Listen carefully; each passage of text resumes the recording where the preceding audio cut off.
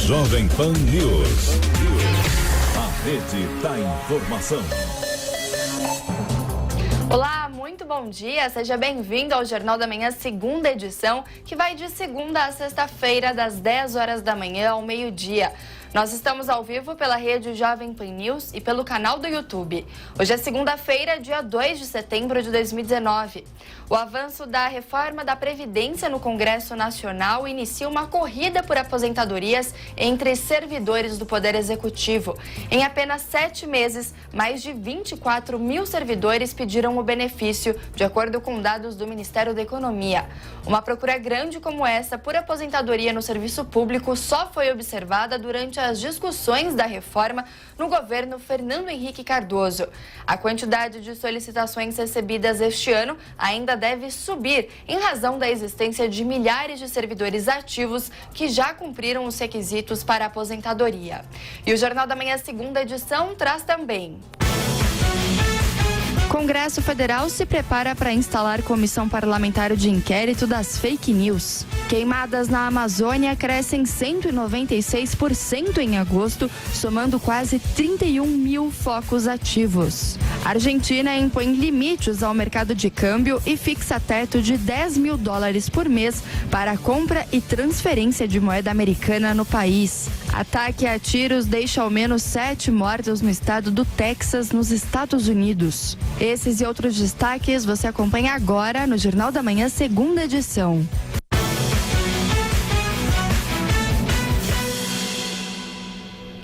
A Comissão de Constituição e Justiça do Senado deve votar na quarta-feira o parecer do relator Tasso Gereissati sobre a proposta de reforma da Previdência. De Brasília, quem traz as informações é o repórter Antônio Maldonado.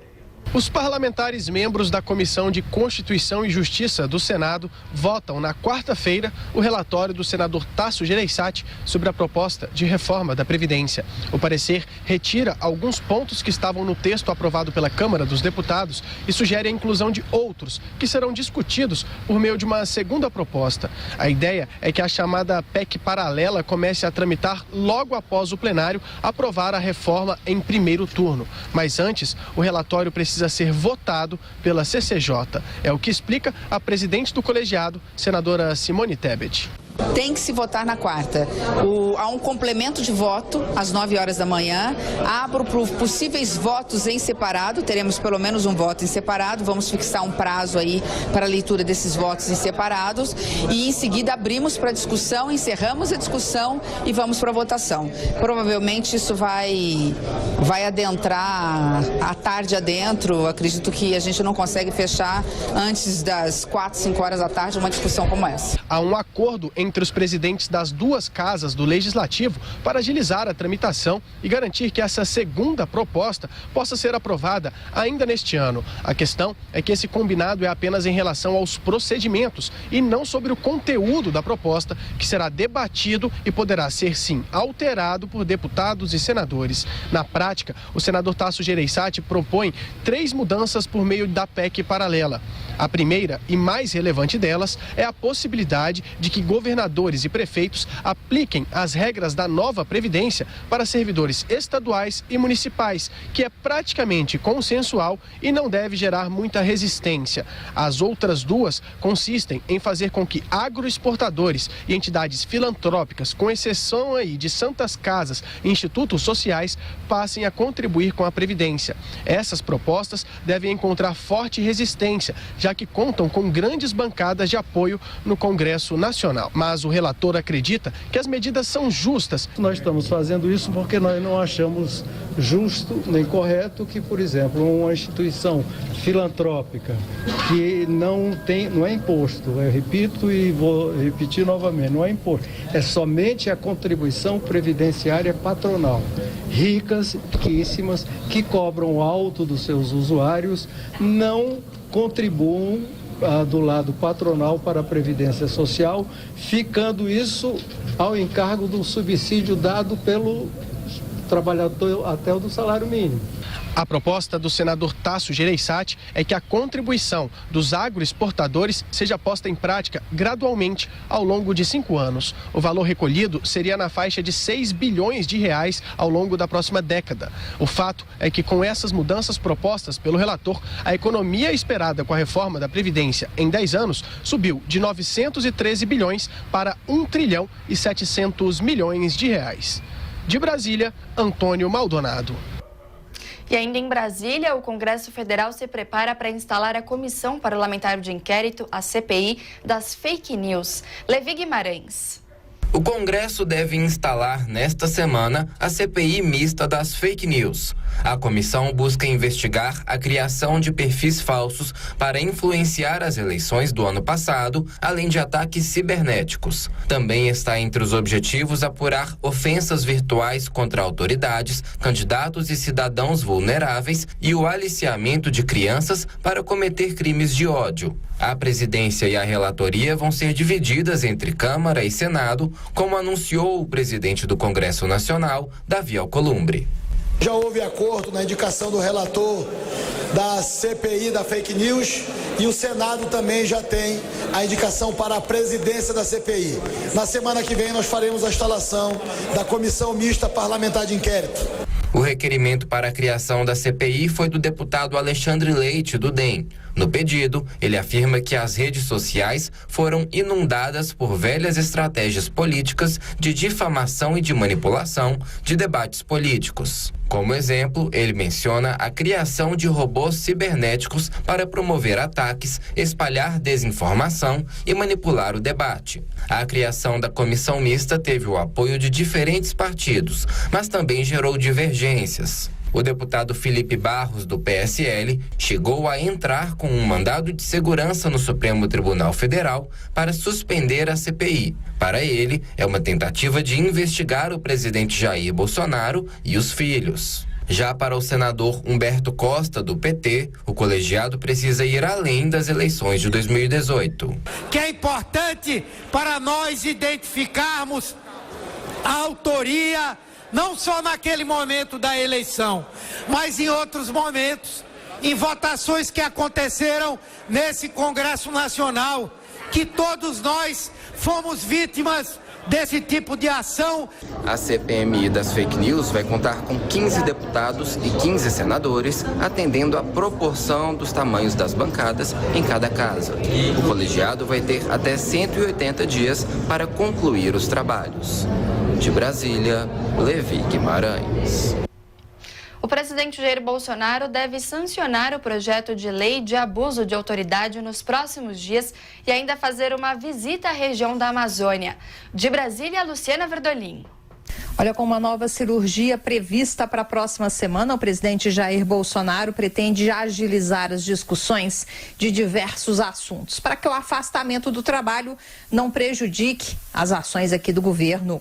O projeto de abuso de autoridade, por exemplo, tem que ser sancionado até a próxima quinta-feira. O ministro da Justiça, Sérgio Moro, já recomendou cerca de 9 vetos. Agora cedo, o ministro volta a se reunir com o presidente para discutir o assunto. A líder do governo no Congresso, a deputada Joyce Hasselmann, explica que o próprio presidente deixa muito claro que a decisão não será nada fácil. No final, o presidente até disse, olha, eu estou ali entre a cruz e a espada, porque se eu vetar tudo, eu cria um problema com parte do Congresso. E, obviamente, a população vai aplaudir. Se eu não vetar nada, eu crio um problema com a população. Então, ele está ponderando muito. Não adiantou que vai vetar, mas nós sabemos que ele vetará alguns pontos ali. Hoje, pelo menos 9 ministros deverão estar na região da Amazônia Legal. Em Belém, eles vão se reunir com governadores e amanhã eles estarão em Manaus, onde vão visitar o Comando Conjunto da Amazônia. O presidente Jair Bolsonaro também está articulando um encontro com os presidentes dos países amazônicos em Letícia, na Colômbia, na chamada Tríplice Fronteira entre o Brasil, Colômbia e o Peru. Na semana passada, o presidente brasileiro falou por telefone com os presidentes da Colômbia, do Peru e do Equador e recebeu aqui em Brasília o presidente do Chile. Para a gente conversar, discutir sobre esse assunto, quem sabe um plano para que nós venhamos a usufruir dos bens da região amazônica, preservando o meio ambiente, se preocupando com a nossa soberania, que está ameaçada, não é de hoje, é verdade. O presidente Bolsonaro pretende visitar a Amazônia essa semana. Os governadores da região estiveram aqui em Brasília nos últimos dias. Se reuniram com o presidente da República e também com os presidentes da Câmara, o deputado Rodrigo Maia, e do Senado, Davi Alcolumbre, além do ministro do Supremo Tribunal Federal, Alexandre de Moraes. Eles querem parte dos recursos do fundo bilionário da Petrobras para ajudar no combate às queimadas. Os governadores cobram também a agilidade do governo federal em torno da chamada regularização fundiária na região. De Brasília, Luciana Verdolim. O número de fiscalizações de trabalho infantil cai em 2019. De acordo com dados obtidos pela Lei de Acesso à Informação, entre janeiro e julho, a Secretaria de Inspeção do Trabalho realizou 361 operações. Esse número é o segundo menor registrado pelo órgão nessa década. O ano começou com o maior número de inspeções no período foi 2011, com 1.221 operações, enquanto o menor foi em 2016, com 188 ações. Viúva de Marielle Franco questiona a demora na apuração do assassinato da vereadora, que ocorreu em março de 2018. A arquiteta Mônica Benício disse neste domingo que a resposta sobre quem mandou matar a mulher dela não é incompetência, mas sim jogo político. Ela defendeu o compartilhamento das informações do processo, como foi pedido pela Procuradoria-Geral da República. Para Mônica, somente com o envolvimento de todos os órgãos de investigação do país será possível elucidar o caso. Volume de crédito chega a 3.290 bilhões de reais em julho, ligeira queda de 0,2% sobre junho. Mas, segundo o Banco Central, na comparação com 12 meses, houve uma evolução significativa. O crédito para pessoas jurídicas cresceu 12,2% em um ano. No caso de pessoas físicas, a alta foi um pouco menor, de 13,4%. Queimadas na Amazônia crescem 196% em agosto, somando quase 31 mil focos ativos. Reportagem de Gabriel Forte. As queimadas na Amazônia aumentaram 196% no mês de agosto em 2019, atingindo 30.901 focos ativos. De acordo com dados do Instituto Nacional de Pesquisas Espaciais, o INPE, é o maior número observado para o mês desde 2010. Considerando todo o território do país, as queimadas também tiveram alta. Foram 51.936 focos em agosto, o que representa um aumento de 128% em relação ao mesmo período do ano anterior. Uma pesquisa da Datafolha divulgada neste domingo apontou que 66% dos brasileiros acreditam que o governo deveria aceitar dinheiro estrangeiro para combater o desmatamento. A pesquisa encomendada pelo jornal Folha de São Paulo mostra ainda que para 75% dos entrevistados, o interesse estrangeiro na Amazônia é legítimo. Foram apresentadas 3 frases sobre quem deve gerir o bioma no país. 40% dos entrevistados disseram que a Amazônia deve ser totalmente administrada pelo governo brasileiro.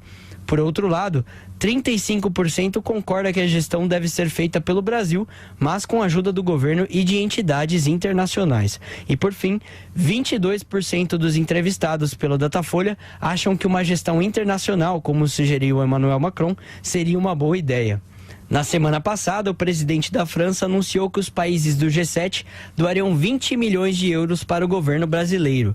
No entanto, o presidente Jair Bolsonaro questionou a ajuda, alegando risco à soberania nacional sobre a região.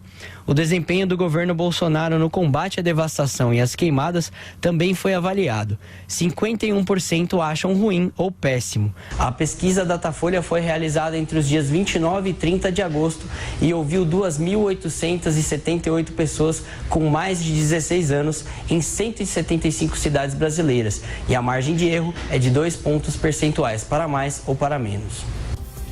Um ano depois do incêndio que destruiu o Museu Nacional no Rio de Janeiro, o mecanismo que facilitaria a reconstrução do prédio ainda não saiu do papel. Reportagem de Matheus Meirelles. Um ano depois de incêndio que destruiu o Museu Nacional, fundos patrimoniais voltados à cultura não saem do papel.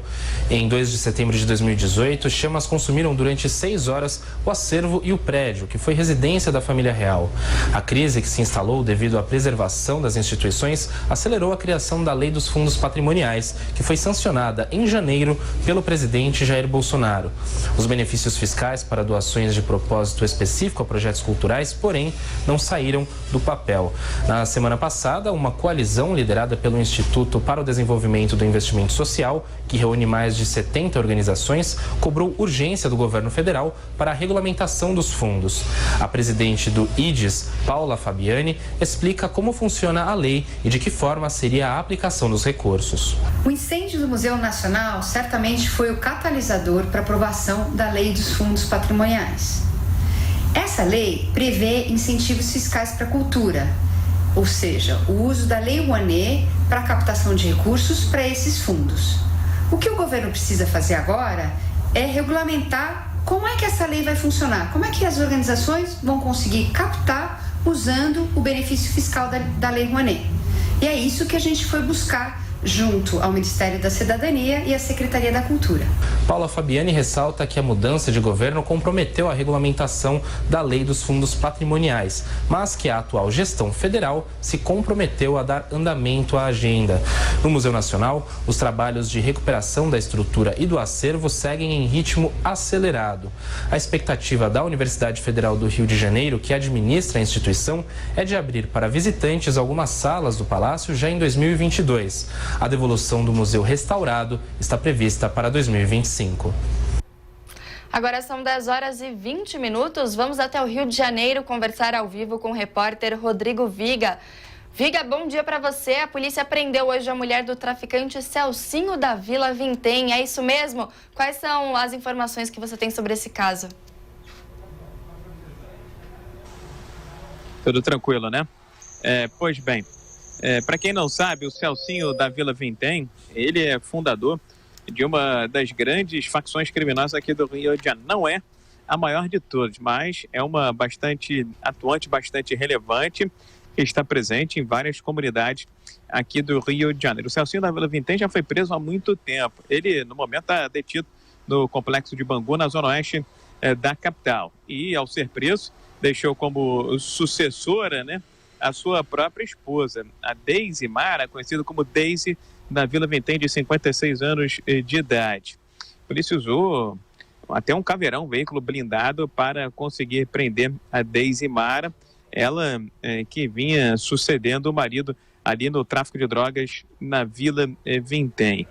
Minha cara Nicole, ouvintes internautas da Jovem Pan, a polícia agora está buscando outros comparsas desta facção criminosa, desta quadrilha que tem forte influência ali na região de Bangu, de Realengo, em toda a zona oeste do Rio de Janeiro. Não é a única ocorrência policial na Pavuna, zona norte do Rio de Janeiro.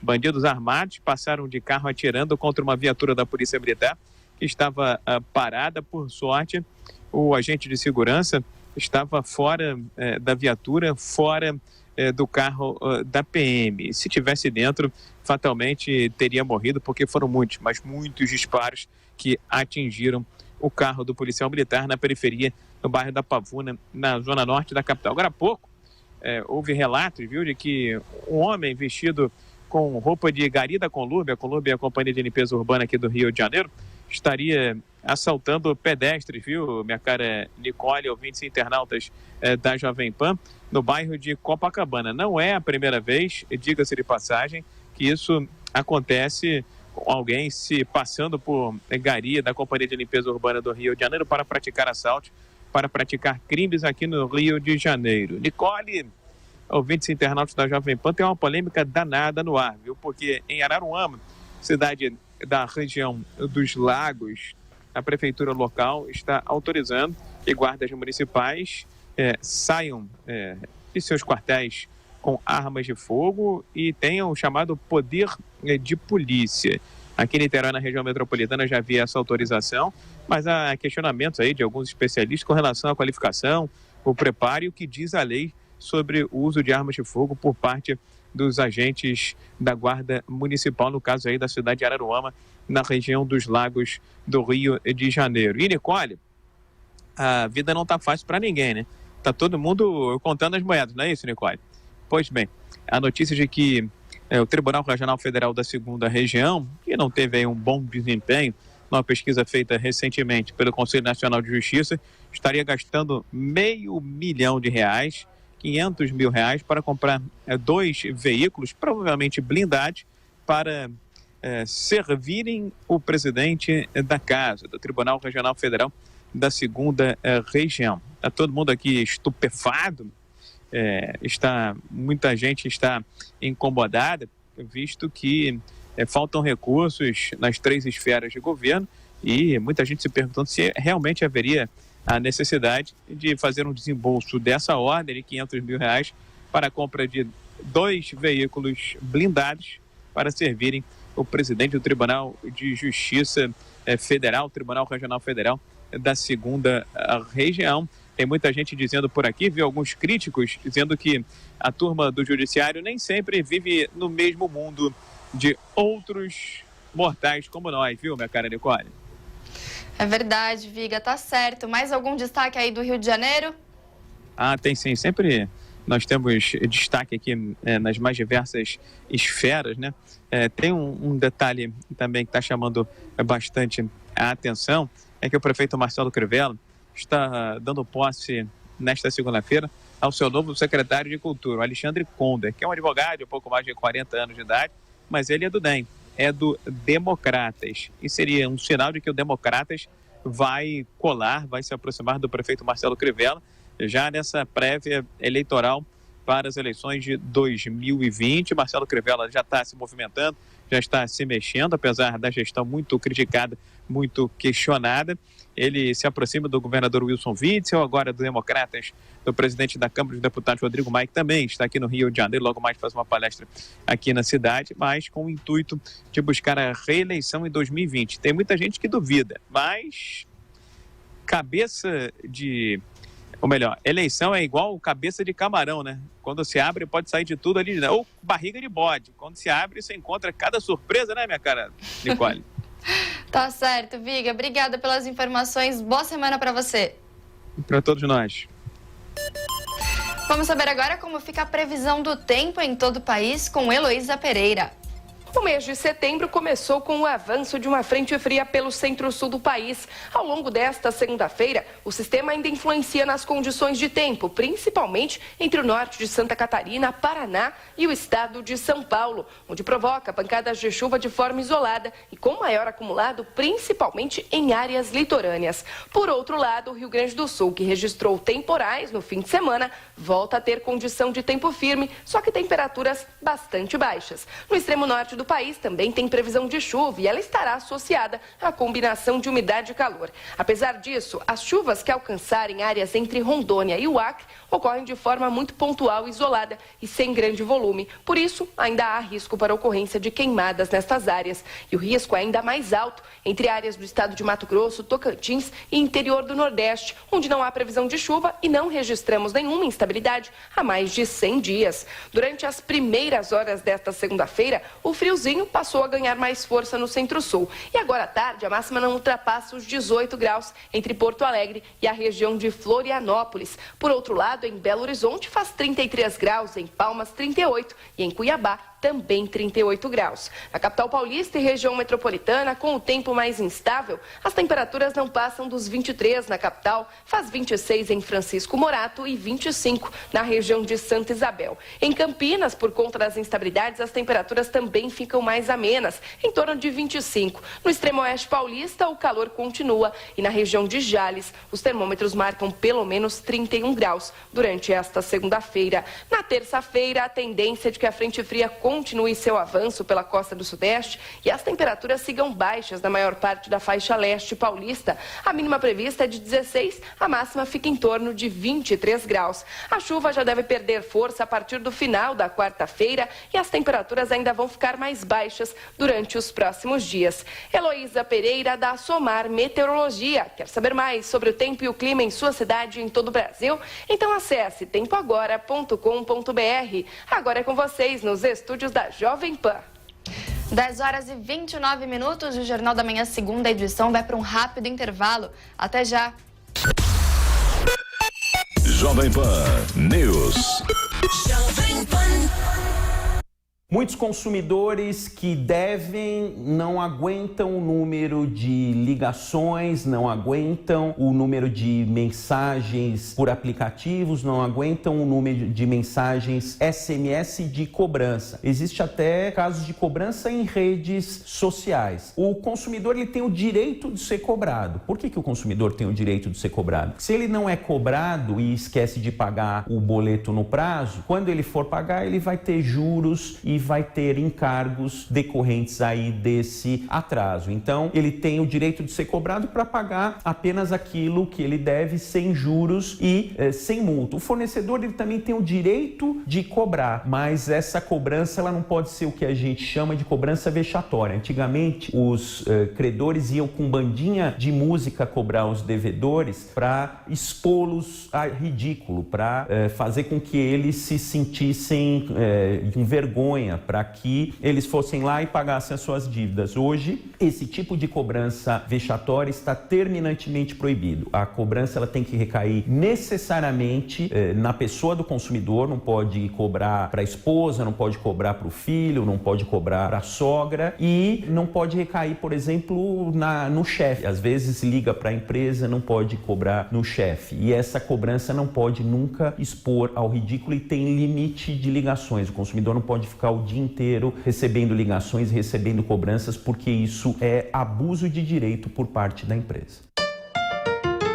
Fala galera, tudo bom? Pra quem não conhece, aqui é Pedro do Bookster, bem-vindos ao canal. Justamente um dos temas com mais dúvidas que chegam pra mim, que é clássicos. As pessoas, eu acho que quando falam de clássicos, a primeira ideia que vem é aquela ideia de que são livros antigos, que são livros não tão legais. Tem um motivo de serem tão falados e terem um papel especial aí na literatura, porque eles são livros geniais. Dentro desse gênero, dessa categoria, você consegue ter uma vasta opção de livros para você escolher. Então, não tem segredo. A questão é como ler clássicos, perder o medo e perder aquela ideia de que são livros chatos e livros antigos. Também acho que não tem idade certa para começar. Cada leitor, eu acho que vai desenvolvendo, vai amadurecendo em momentos diferentes. Então, até a próxima, pessoal. Deixem aqui as dicas de vídeos que vocês querem ver, que a gente grava para vocês. Valeu!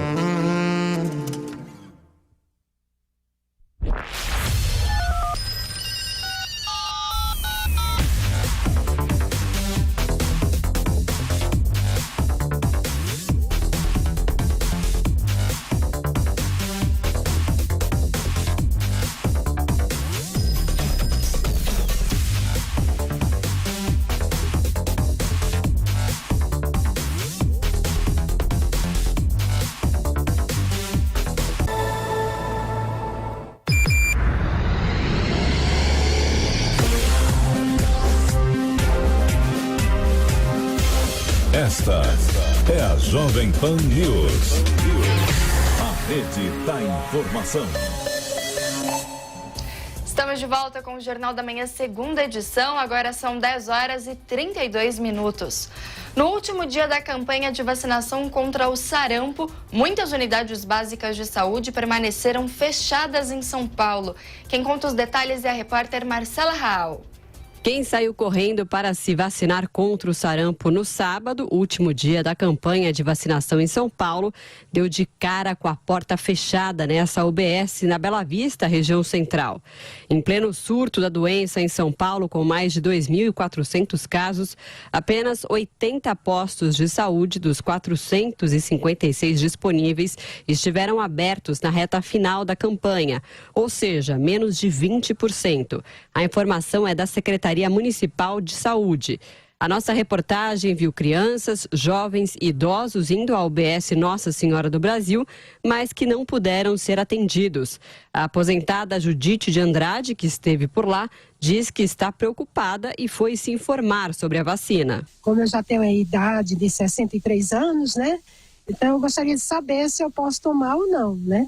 Porque a campanha continua, né? E se puder, eu estou aqui para tomar vacina. Você lembra se você chegou a tomar quando era criança ou jovem? Eu não lembro e naquela época minha mãe também não comentava nada. Mas está preocupada?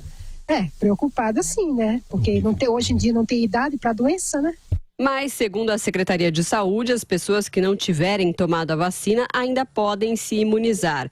A ideia da pasta é vacinar até 95% das crianças de 6 a 11 meses. Além disso, pessoas com idade entre 1 e 29 anos que estiverem com a carteirinha desatualizada podem tomar 2 doses da vacina. Pessoas de 30 a 49 anos, 1 dose em qualquer posto de saúde de segunda a sexta.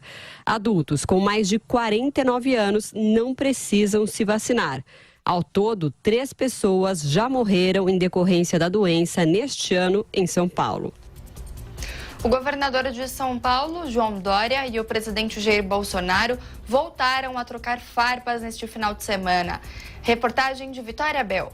O governador de São Paulo, João Dória, rebateu a fala do presidente Jair Bolsonaro, que afirmou que a candidatura do tucano para as próximas eleições presidenciais de 2022 não representa uma ameaça e que Dória já estaria morto. O governador disse que reconhece as pressões sofridas por Bolsonaro e que o presidente tem seu perdão e bom sentimento. Dória esteve em evento de revitalização de praças e áreas verdes na zona sul da capital paulista no último sábado. Aos jornalistas, o governador afirmou que não leva a mal as falas do presidente e não incorpora certas expressões de Bolsonaro. Eu reconheço as agruras, a dificuldade e a pressão que ele sofre. Então, da minha parte, ele tem o perdão e o bom sentimento. Nós vamos continuar trabalhando juntos. Não levo isso a mal. Eu entendo que o presidente Bolsonaro, diante de pressões que sofre, de pessoas que eventualmente possam ter esse sentimento, que certas expressões que ele faz ou que ele dita, a meu ver, e sobretudo em relação a mim, eu não as incorporo. Portanto, da minha parte, ele não vai ter o antagonismo e muito menos um antagonista. O governador ainda pontuou que a melhor opção para o presidente Jair Bolsonaro é cuidar do país, reduzir a miséria e a pobreza, e lembrou que o Brasil ainda possui 13 milhões de desempregados. João Dória ainda se manifestou sobre notícias que mencionaram que a pré-candidatura de Bruno Covas à reeleição da Prefeitura de São Paulo não teria o apoio de membros do PSDB. Neste sábado, o jornal Folha de São Paulo divulgou que existe uma pressão no partido para que Covas desista de concorrer, já que o atual prefeito da capital tem baixa aprovação.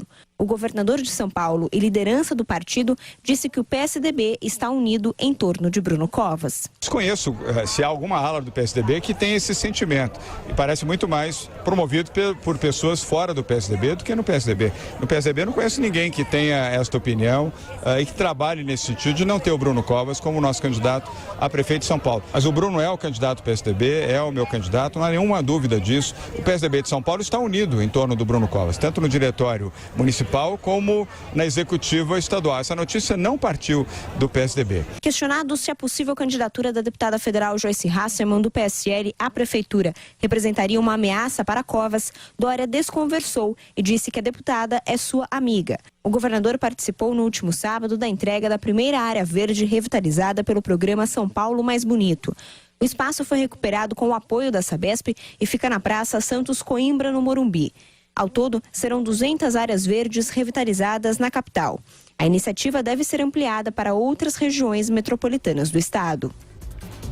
Decisão do ministro do Supremo, Edson Fachin, de remeter ao plenário o debate sobre a anulação de sentença de Sérgio Moro dá ânimo à Lava Jato. Na semana passada, a segunda turma do STF anulou a condenação de Aldemir Bendini. Os magistrados entenderam que o ex-presidente da Petrobras não teve o direito de defesa respeitado da forma adequada e mandaram o caso de volta à primeira instância. Integrantes da operação e a própria Procuradora-Geral da República sustentam que não há nada de errado na ação que condenou Bendini. O coordenador da Força Tarefa, Deltan Dallagnol, alerta que o entendimento da segunda turma pode anular dezenas de sentenças. Edson Fachin, relator da Lava Jato na Corte, enviou para discussão em plenário o caso do ex-dirigente da Petrobras, Márcio de Almeida Ferreira. Na decisão, Fachin afirma ser preciso preservar a segurança jurídica e a estabilidade das decisões do Supremo. No julgamento da semana passada, o ministro já tinha se posicionado contra a anulação da condenação de Aldemir Bendini. A defesa teve acesso integral à imputação e aos elementos probatórios. Por isso, entendo que descabe proclamar a nulidade com lastro exclusivo na alegada inobservância de ordem de manifestação processual que não decorre de previsão legal. No julgamento da segunda turma, votaram a favor de Bendini os ministros Ricardo Lewandowski, Gilmar Mendes e Carmen Lúcia. O voto da ministra surpreendeu, já que ela costuma ratificar decisões da Lava Jato em Curitiba. Na ocasião, Carmen Lúcia argumentou que delatados e delatores não estariam na mesma condição. O advogado e professor de Direito Penal da PUC de São Paulo, Fernando Castelo Branco, concorda com esse entendimento. Não se trata aqui de um abalo das instituições, do fim da Lava Jato, como alguns precursores do apocalipse vêm noticiando, mas efetivamente um reconhecimento da nossa Suprema Corte num ato absolutamente irregular na condução do processo ainda em primeira instância. Fernando Castelo Branco explica que primeiro deveriam ter sido colhidas as manifestações dos delatores e só depois dos acusados. De acordo com a Lava Jato, 32 sentenças envolvendo 142 réus podem ser anuladas se o Supremo mantiver a posição da segunda turma. Em nota, a Força Tarefa disse confiar que o Supremo vai rever a questão. Os procuradores esperam que o entendimento seguido até então seja restabelecido, preservando o trabalho feito por inúmeras instâncias até agora. A Associação Brasileira das Indústrias de Máquinas e Equipamentos avalia que o setor deve registrar um crescimento tímido em 2019. Vamos saber os detalhes na reportagem de Marcelo Matos.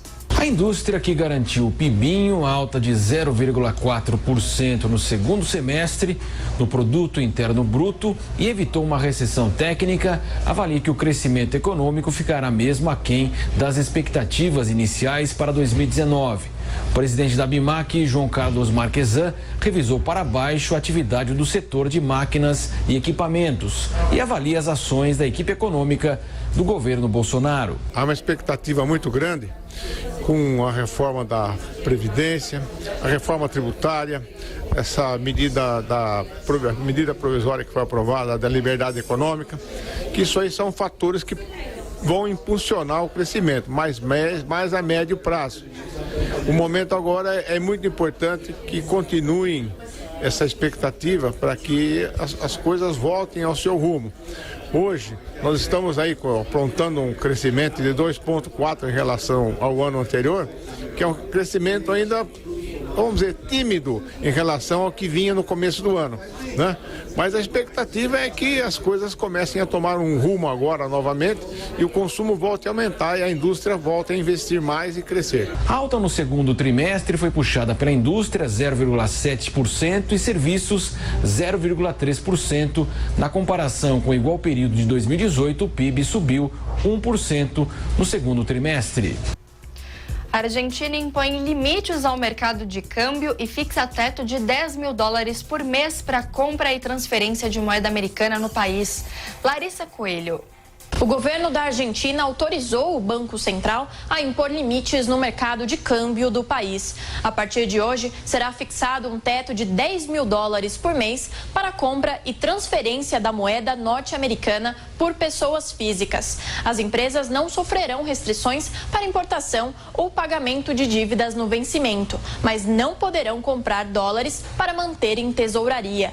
Já os exportadores terão que vender moedas vindas de operações no comércio exterior no mercado local. Essas vendas deverão acontecer em, no máximo, 5 dias úteis após a cobrança ou 180 dias após a permissão de embarque. A medida é uma tentativa de estabilizar a economia do país após os resultados das eleições primárias no dia 11 de agosto.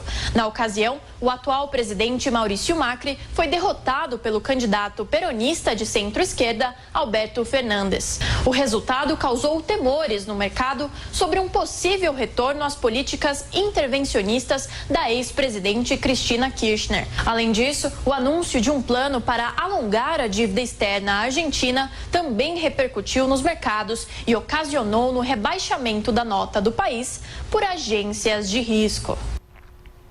Vamos agora a Brasília conversar ao vivo com José Maria Trindade. Zé, bom dia para você. Mais cedo o presidente Jair Bolsonaro disse que vai à ONU, nem que seja de cadeira de rodas, para falar sobre a Amazônia. Ele deve operar no domingo, não é isso? Exatamente. E fica ali no limite para a viagem, né? Muito bom dia, Nicole. Bom dia a todos. Olha, Nicole, o presidente Jair Bolsonaro confirma, vai mesmo fazer a cirurgia, deve acontecer no domingo, né? E ali a expectativa de 10 dias de recuperação e coincidiria exatamente com a abertura dele na reunião da ONU. E ele diz que vai defender a imagem do Brasil e explicar a Amazônia para os integrantes da reunião da ONU, né? E isso ele considera fundamental. Na saída hoje do Palácio da Alvorada, naquela conversa tradicional ali na porta do Palácio, ele disse que irá de qualquer maneira, nem que seja de cadeira de rodas ou mesmo de maca, mas que vai.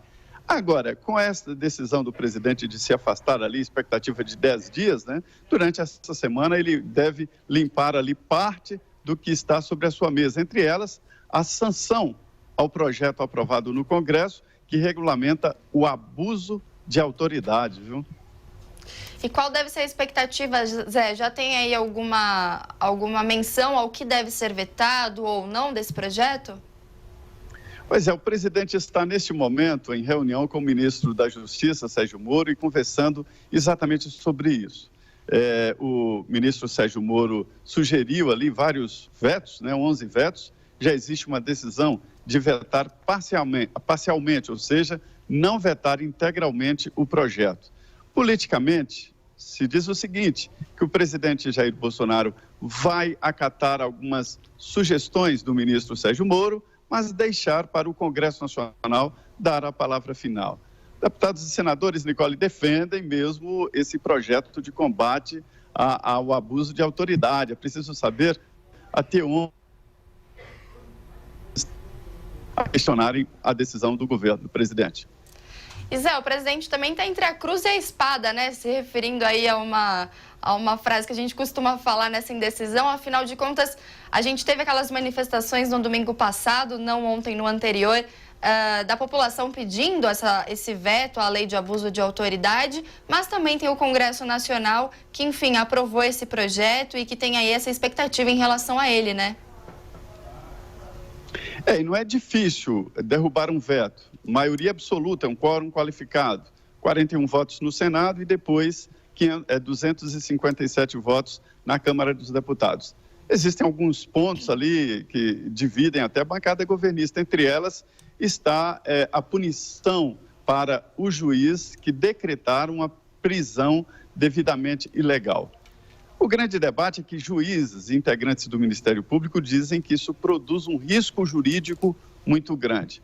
Os deputados têm dito aqui o seguinte, todos nós estamos aí expostos a esse risco jurídico e os juízes não acreditam em juízes e por isso temem exatamente esse chamado risco jurídico. Então, esse é um debate. Os bastidores, portanto, a ideia de que o presidente Bolsonaro vai vetar e lavar as mãos e deixar as lideranças do Congresso decidir. É o local próprio, sim.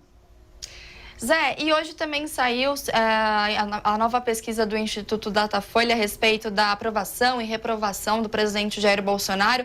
A gente viu que nos últimos 2 meses a reprovação subiu de 33% para 38%. Esse número pegou aí o governo de surpresa ou já era esperado?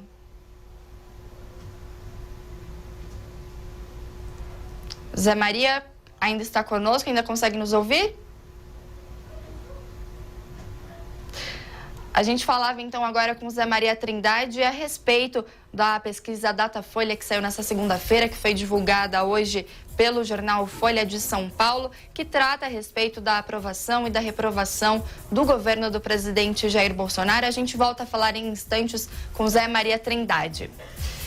E agora vamos com a reportagem de Natasha Mazaro, porque o número de assaltos em agências bancárias caiu 28% no primeiro semestre. Vamos acompanhar agora os detalhes na reportagem dela. O número de assaltos em agências bancárias caiu 28% no primeiro semestre deste ano. Até agora foram 57 assaltos e tentativas de assaltos contra 79 ocorrências no mesmo período do ano passado. O levantamento foi feito pela Federação Brasileira dos Bancos.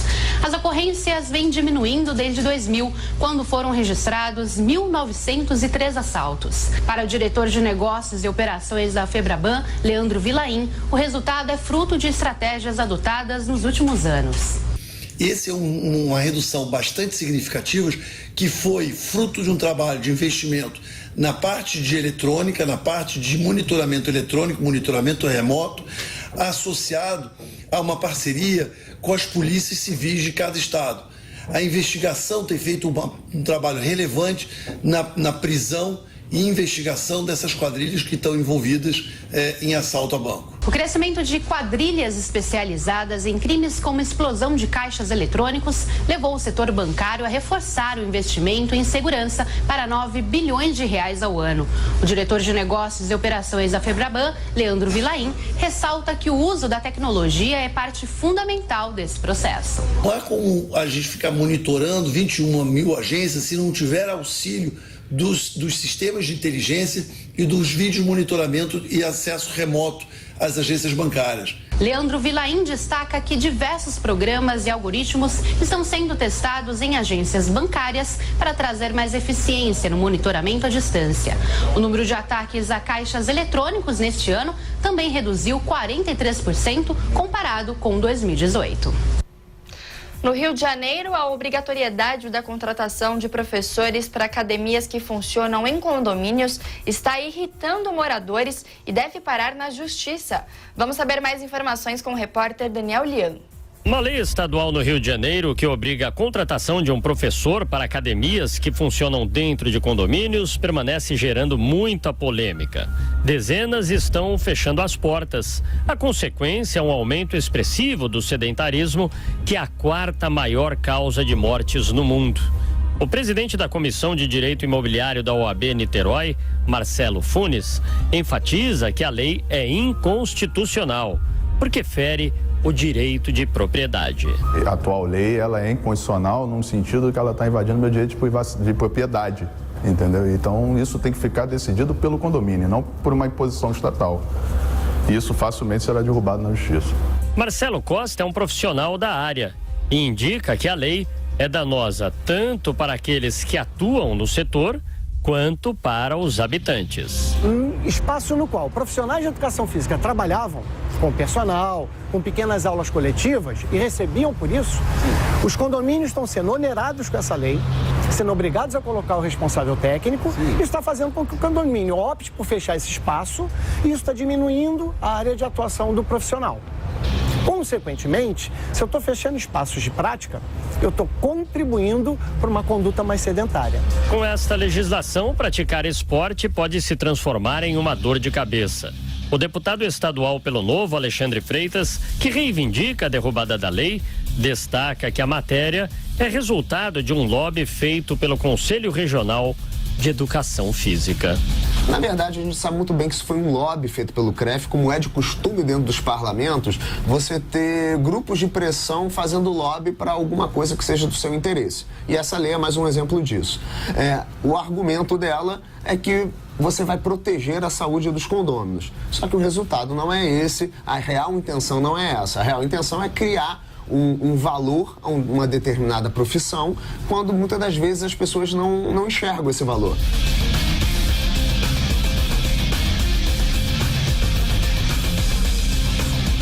Levantaram um peso, caminhar na esteira ou praticar uma atividade física contribui consideravelmente para a prevenção de doenças. A Cristiane Moura é síndica de um edifício no Rio de Janeiro. Diz que a medida causou revolta. Segundo ela, se tivesse que seguir a legislação, o valor pago pelo morador ficaria bem acima de uma mensalidade de uma academia. Com isto, o jeito é fechar as portas.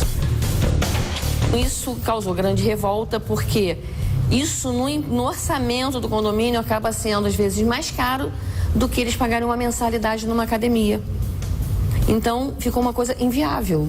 Eles estão muito revoltados, eles querem que feche a academia porque não dá mais, não tem mais como aumentar o condomínio por conta dessa lei.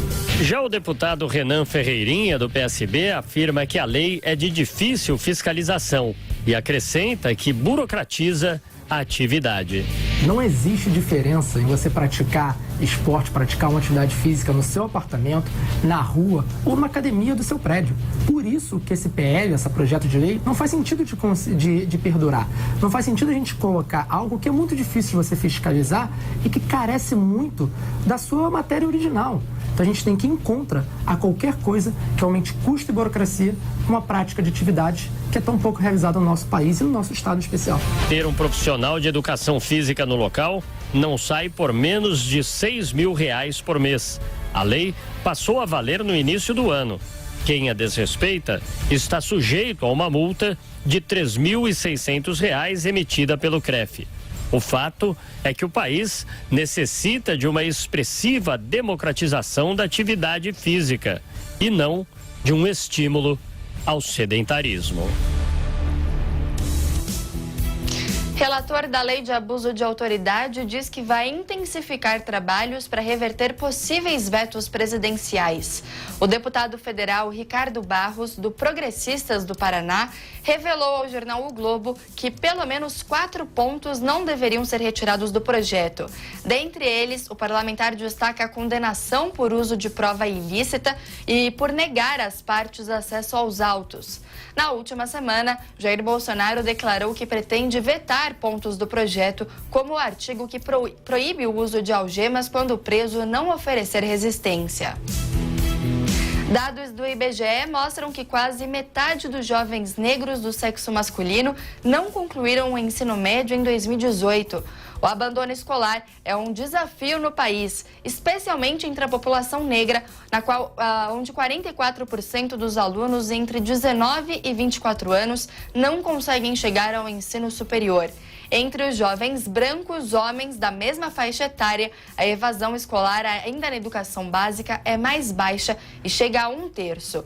A desigualdade racial atinge também o sexo feminino, onde quase 19% das jovens brancas não concluíram o ensino médio, contra 33% das negras.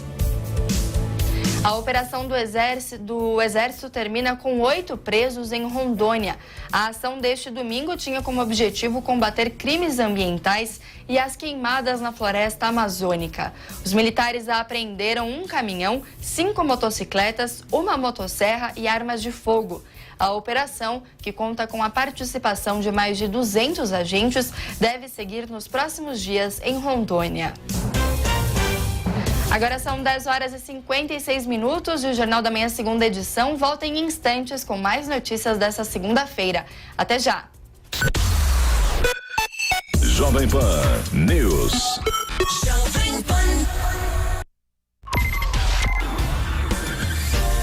Saúde. Meu cabelo. Doutora Ana Karina.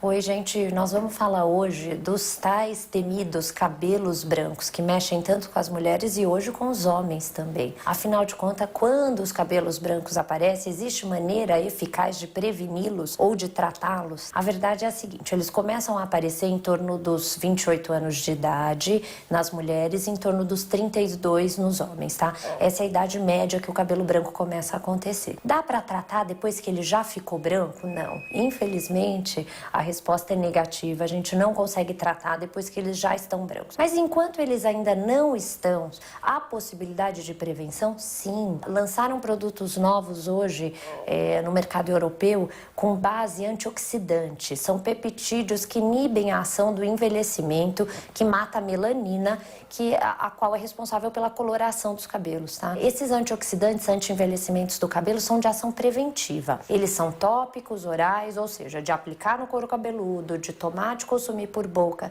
E eles têm ação em pacientes que tenham menos de 30% do couro cabeludo branco. Se tiver mais de 30% do couro cabeludo branco, eles não têm ação nenhuma, porque aí já seria uma ação de reversão e eles não conseguem reverter, mas eles conseguem inibir com que o processo continue. São muito bons, são ativos chamados L-glutationa, resveratrol, o antigo antioxidante usado para doenças cardíacas, são os mais comuns hoje, uma grande molécula que chama PQQ, eles estão sendo adicionados nas loções capilares e tem ação sim, desde que a gente tenha até 30% do couro branco. Qual é o segredo? Começar cedo. Começaram a aparecer os brancos, é hora de começar a usar esses produtos. Os tópicos, em geral, são usados uma vez ao dia, 5 noites por semana. Os orais devem ser tomados diariamente. E é assim, gente, assim a gente tenta segurar os brancos. Não conseguimos ainda a solução definitiva, mas dá para segurar um pouquinho. Meu cabelo. Doutora Ana Carina. Salve, salve, tô aqui para avisar você que das 18 às 20 horas, eu, Felipe Moura Brasil e meus compadres Augusto Nunes e José Maria Trindade colocamos os pingos nos is nos assuntos mais importantes do momento. Quer saber dos bastidores daqui de Brasília? A gente vai passar a limpo os principais assuntos do dia para que você fique permanentemente atualizado e bem informado. De segunda a sexta, às 18 horas, em toda a rede Jovem Pan e no canal do YouTube Os Pingos nos Is. E não se esqueça de se inscrever lá.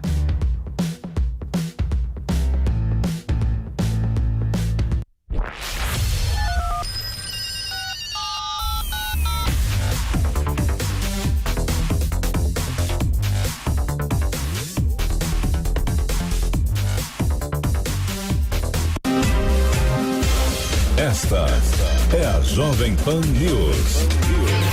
A rede da informação. 10 horas e 59 minutos, estamos de volta com o Jornal da Manhã, segunda edição. E vamos acompanhar agora o comentário de Rodrigo Constantino. Olá, bom dia.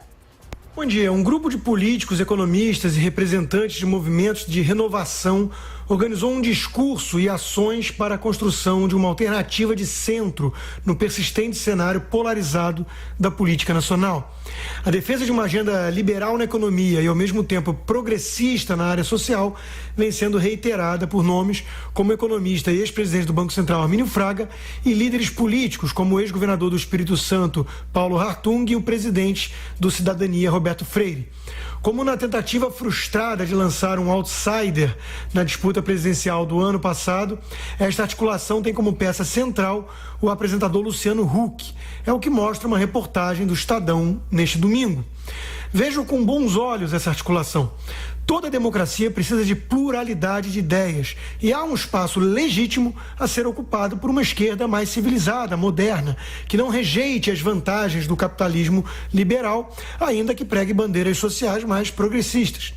O que não é compatível com uma democracia que mereça tal nome é a presença de uma esquerda jurássica, como um PSOL da vida que prega o socialismo em pleno século XXI e que apoia o nefasto regime ditatorial venezuelano, ou que lance como candidato figuras que praticam crimes invadindo propriedades privadas.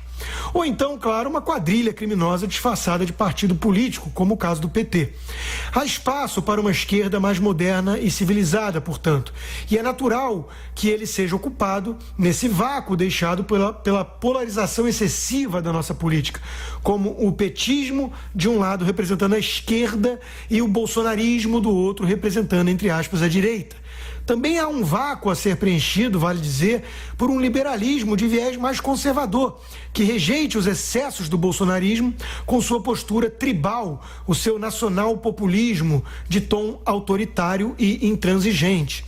É o espaço que João Dória, por exemplo, entre outros, busca ocupar. Como autor de um livro recente em que defendo a tese de que o pêndulo do liberalismo, entre aspas, extrapolou demais para o lado esquerdo, progressista, é lógico que eu tenho minhas preferências pessoais nesse embate de ideias.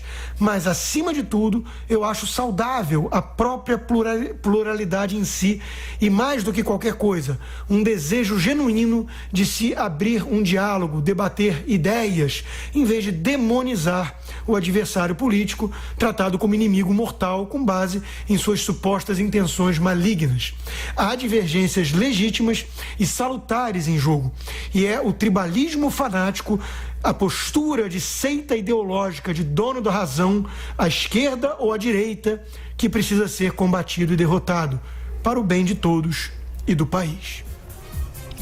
Só em 2019, quase 7.400 celulares foram apreendidos em presídios do Rio de Janeiro.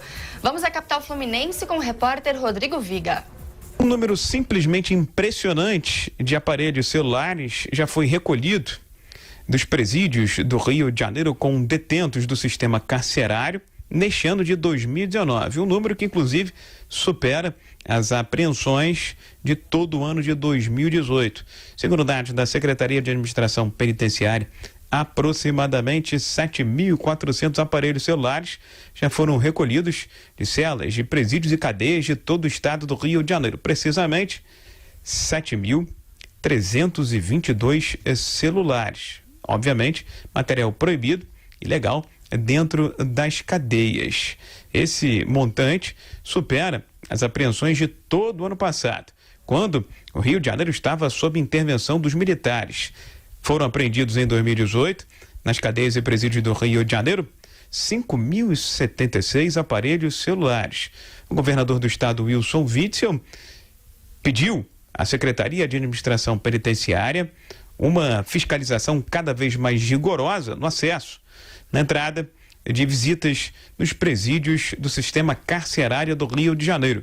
Tanto que, neste ano, cerca de 60 pessoas já foram presas tentando levar material proibido para dentro de uma cadeia de um presídio. Houve aquele caso famoso também de um presidiário no complexo de Bangu, na zona oeste da capital, que tentou deixar a cadeia vestido de mulher. Ele foi encontrado morto em uma solitária dias depois, dentro do mesmo presídio.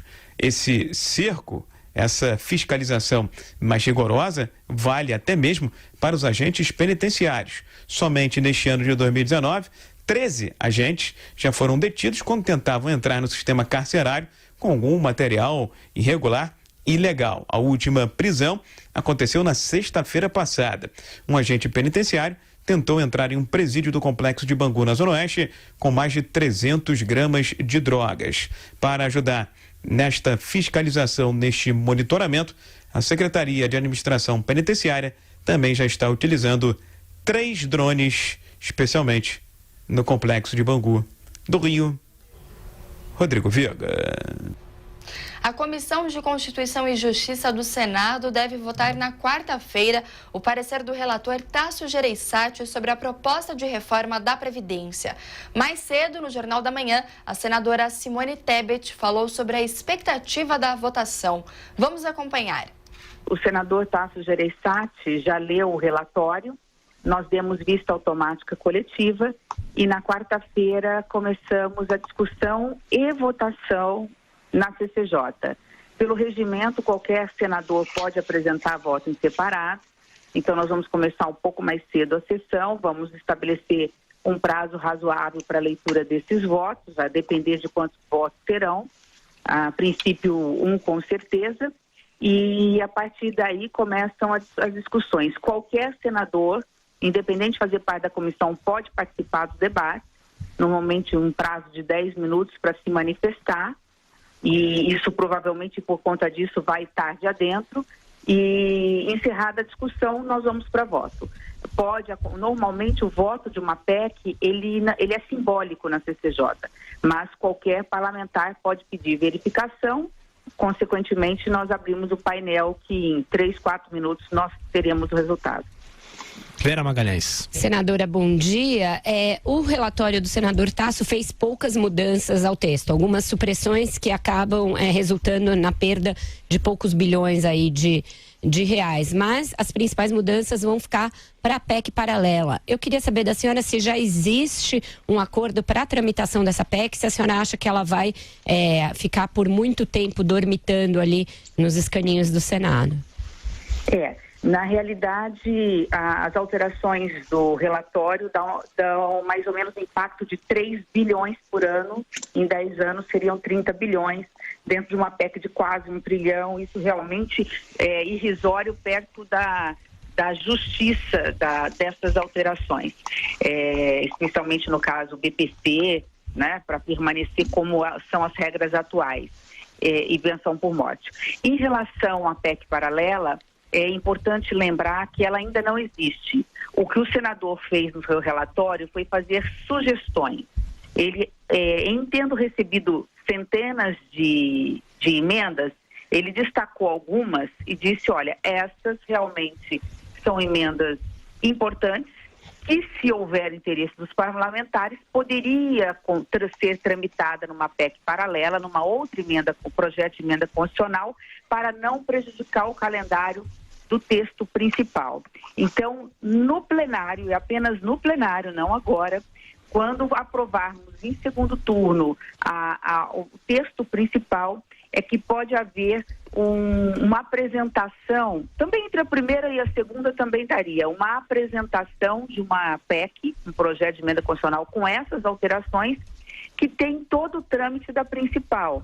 Só que por serem temas que já foram debatidos em audiências públicas, na realidade, quando vai para a CCJ, não precisa ficar 30 dias. O relatório pode achar que em menos de 10 dias tem condições de dar o seu relatório. Então, ela acaba sendo um pouco mais rápida do que a principal por essa razão.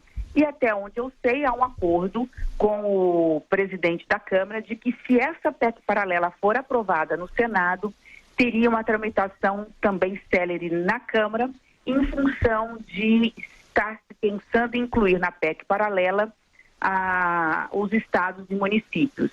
Nós sabemos que dentro deste pacote, os estados e municípios hoje têm um déficit e nós teríamos aí algo em torno de uma economia de 350 bilhões de reais só quando falamos em previdência dos estados e municípios. Senadora Simone Tebet pergunta agora de Bruno Garchagen, que também está em Brasília. Diga, Bruno. Senadora, bom dia. Desde que o texto da reforma da Previdência foi para o Senado, houve algum tipo de movimento por parte de deputados ou até mesmo do próprio governo no sentido de influenciar a votação no Senado ou não? Não. Em relação aos deputados, em absoluto. Em relação ao governo, é óbvio que o papel do governo é pedir para que não se mexa em nada. Só que também isso foi feito de forma republicana e muito tranquilo, porque o governo sabe qual é o papel do Senado, que é uma casa revisora, é uma casa da moderação, do equilíbrio, e o nosso papel não é um papel de mero carimbador. Tanto é verdade que o relator fez essas alterações e sugeriu outras numa possível PEC paralela. O que nós percebemos, e sim, acredito que tenha influenciado talvez o relatório, foi a sensação por parte de colegas, e a sensação que eu também tenho, eu acho que isso passou também pela cabeça do relator, de que a inclusão automática de estados e municípios na PEC paralela dificilmente passaria na Câmara, uma vez que a Câmara já havia rejeitado essa ideia. Daí porque a sugestão do senador Tasso no seu voto é de que a PEC paralela inclua estados e municípios, mas no seguinte sentido: os estados e municípios, se quiserem a reforma nacional, a reforma aprovada pelo Congresso Nacional e não qualquer outra, ou seja, não pode discutir mérito, poderá fazê-lo em 180 dias, dependendo apenas de uma lei ordinária, que é muito mais fácil de ser aprovada nos estados. E acho que foi o grande pulo do gato aí, e de forma muito inteligente, o relator estabeleceu o seguinte: os estados que aprovarem essa reforma, automaticamente, essa reforma já valerá para todos os municípios desse estado, a não ser que o prefeito mande um projeto para a Câmara dizendo, olha, eu não quero a reforma. Então, acho que foi muito inteligente, mas repetindo, é uma sugestão do relator que vai virar uma PEC paralela ou não após a aprovação do texto principal. Senadora, deve chegar essa semana, no mais tardar na próxima, ao Senado, a indicação do deputado Eduardo Bolsonaro para a Embaixada do Brasil em Washington. Ele esteve em Washington na semana passada com o presidente Donald Trump, que por sua vez já concedeu o agreement. Eu pergunto duas coisas: se essa tramitação pode atrapalhar a Previdência, e eu acho que a senhora já respondeu a isso, mas também se essa precipitação de ir a Washington antes mesmo do Senado ser consultado a respeito não mostra uma certa falta de respeito com a casa que tem que chancelar o futuro embaixador. Olha, realmente eu já me pronunciei mais de uma vez em relação a essa questão. Acho que foi um erro estratégico, um erro político do presidente ter indicado o seu filho, mas já está na mesa, né? Essa é uma questão, é uma carta que já está na mesa. Vai depender de cada parlamentar de seu juízo de valor. Eu não faço parte da Comissão de Relações Exteriores. A informação que eu tenho é que é uma votação, nesse momento, pelo menos até hoje, muito apertada. Não dá para saber ainda o resultado. Mas no plenário, nós não podemos esquecer que, embora sim, a sua pergunta atrapalha, né? Quer dizer, essa precipitação, ou seja, foi uma precipitação, eu acredito que tenha sido uma precipitação, mas, independente disso, nós não podemos esquecer que a aprovação de um nome de embaixador no Brasil, ela se dá por um quórum simples. Basta a maioria dos senadores estarem presentes em plenário, a maioria mais um dos presentes dizendo sim já é suficiente para aprovar o nome de embaixador. Eu disse isso até pro senador Flávio, quando foi conversar comigo. Eu falei que, acima de tudo, mais do que nunca, a sabatina vai ser essencial para a avaliação desse resultado. Quer dizer, por ser filho do presidente, por toda essa situação, é óbvio que ele vai ser mais cobrado. Os senadores quererão ter certeza absoluta que ele está preparado para o caso. A entrevista completa com a senadora Simone Tebet está disponível no canal da Jovem Pan no YouTube, Jovem Pan News. Um restaurante árabe foi atacado com bombas na madrugada de domingo na região central de São Paulo. Quem conta os detalhes é a repórter Marcela Lorenzito. Um bar e restaurante árabe foi atacado com bombas e spray de pimenta na madrugada deste domingo. O Al Janiá fica no bairro do Bexiga, na região central de São Paulo, e se destaca por empregar refugiados. O local também é um centro cultural que promove palestras e eventos relacionados a questões sociais. Em nota, o restaurante informou que um grupo de 5 pessoas se aproximou da porta principal do estabelecimento, portando uma faca e spray de pimenta. Câmeras do circuito interno de segurança registraram a ação criminosa. As imagens mostram o momento em que o grupo chega ao bar. É possível ver 3 homens se aproximando do local. A impressão é de que um deles dá uma facada em direção à entrada sem atingir ninguém. Em seguida, eles jogam artefatos para dentro do estabelecimento. Os 3 homens parecem tentar impedir que as pessoas deixem o restaurante. O mesmo homem aparece com a mão para o alto, como se segurasse uma faca em posição de ataque. A gravação mostra ainda uma pessoa deixando o restaurante com uma cadeira nas mãos, como se fosse um escudo para se proteger. De acordo com o estabelecimento, ninguém ficou ferido e os funcionários conseguiram conter o ataque. O Al Janiá informou que está tomando providências legais por meio de advogados. A polícia militar disse que não foi chamada para o local. O Al Janiá é um restaurante administrado pelo brasileiro Hassan Zarif, filho de palestinos. O local foi inaugurado em janeiro de 2016 e emprega refugiados de países como Palestina, Síria, Cuba e Argélia. Apesar do ataque, o restaurante não suspendeu a programação para esta semana. Reprovação de Jair Bolsonaro chega a 38%, segundo pesquisa Datafolha. No levantamento divulgado nesta segunda-feira pelo jornal Folha de São Paulo, 29% consideram o governo bom ou ótimo e 30% avaliam a gestão como regular. Em julho, o índice de reprovação era de 33%, 5 pontos percentuais a menos do que agora. Foram ouvidas na pesquisa 2.878 pessoas com mais de 16 anos em 175 municípios brasileiros. Hacker que invadiu celulares de integrantes da Operação Lava Jato é acusado de lavagem de dinheiro. O relatório da Polícia Federal, revelado pelo jornal O Globo, diz que há evidências de que Walter Delgatti Neto realizou ações voltadas à ocultação da origem de recursos ilícitos. De acordo com a corporação, tal ação configura lavagem de dinheiro, crime cuja pena é de 3 a 10 anos de prisão. O hacker é suspeito também de ter cometido crimes de violação de sigilo telefônico e invasão de dispositivo informático alheio.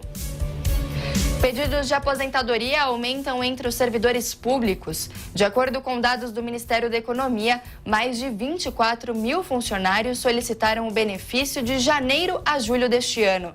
O crescimento coincide com o avanço da reforma da Previdência no Congresso Nacional.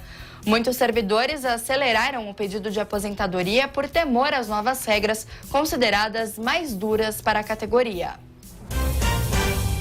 O jovem piloto da Ferrari, Charles Leclerc, conquistou a sua primeira vitória na Fórmula 1 neste domingo. Quem conta os detalhes é Alex Ruffo. E finalmente deu Charles Leclerc. O companheiro de Sebastian Vettel na Ferrari fez história ao vencer o GP da Bélgica e se tornar o primeiro piloto de Mônaco a conquistar um GP de Fórmula 1.